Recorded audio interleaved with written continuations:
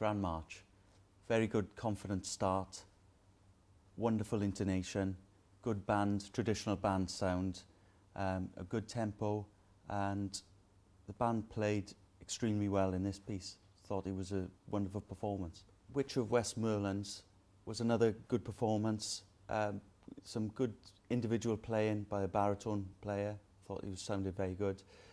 Just a little intonation problems with the principal cornet, and it just tended to go sharp occasionally, and the same for euphoniums.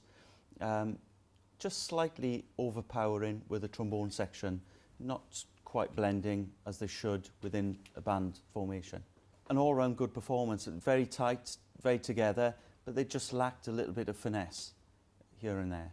Live and Let Die, a great piece for showing a varied programme, but this band didn't quite pull it off because of the playing in the jazz style.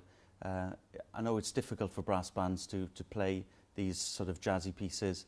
I think they would have to work a little bit harder on getting the right style, the right idiom. The soprano soloist started off extremely well, but maybe nerves or whatever got the better of him, unfortunately, and didn't quite have the best day at the office. Harry Potter was a good performance overall. I thought the band played extremely well.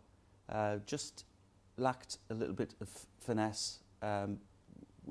The cornets, soprano cornets, a little bit sharp here and there, and the same for the euphoniums, just some intonation problems.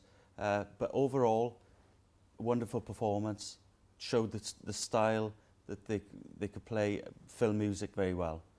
I thought the band played very well. They started off extremely well. I thought, wow, what a good sound, really impressive march, good tempo, wonderful playing.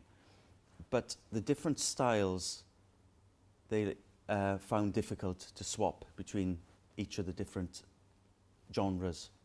I think they could do with working on that.